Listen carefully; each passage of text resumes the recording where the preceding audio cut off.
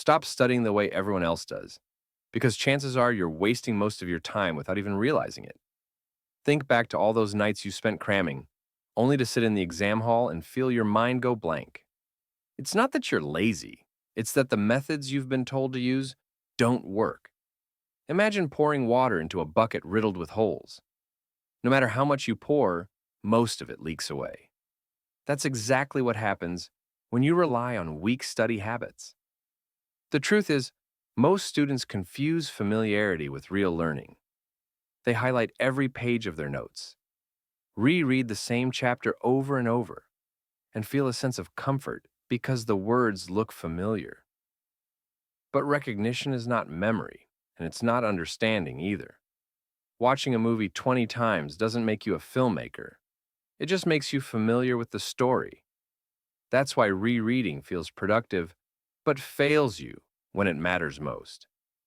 Then there's cramming, the classic all-nighter, coffee-fueled panic, stuffing as much information as possible into your brain just hours before the test.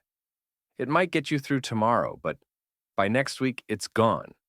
Your brain throws that information out because it was never given a reason to keep it. In the long run, students who actually understand the material will always be miles ahead, while crammers are left starting from scratch again and again. And here's the biggest trap: passive studying, reading, listening, watching lectures. None of that is enough on its own. If you wanted to learn how to swim, would you just read a book and then jump into the pool? Of course not. You'd drown. Yet, when it comes to school, most students think they can just read and instantly know. Real memory doesn't work that way. Here's the shift you need. Studying is not about the hours you spend. It's about how much you retain. Some students can study 1 hour and remember it for years, while others grind for 3 hours and forget everything the next day. The difference is technique. The key is moving from passive learning to active learning, where your brain isn't just consuming information, it's using it, testing it, and storing it. The most powerful way to do this is active recall. Instead of rereading, you force your brain to bring information out from memory. It's like exercise for your mind. One of the best methods is the Feynman Technique. Take a concept and try to explain it in the simplest way possible, as if you were teaching it to a child. Wherever you struggle, you've found a weakness. Go back, patch that gap, and explain again. Each time you refine your explanation, the memory becomes stronger. Another method is self-quizzing. Top students don't spend their time rereading. They test themselves constantly with flashcards, past exam papers, or even questions they create on their own. But memory has another enemy: time. You naturally forget what you don't use, and this is called the forgetting curve. Within hours of studying, half of it can be gone. The solution is spaced repetition, reviewing information at carefully timed intervals so it doesn't slip away.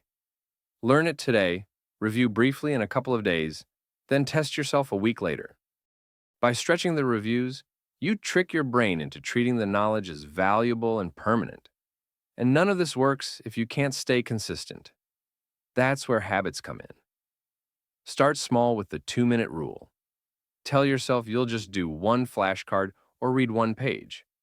Once you begin, your brain shifts into momentum mode. You can also tie studying to habits you already have.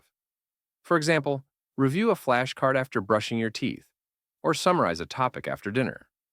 When studying is connected to something automatic, it stops feeling like a chore.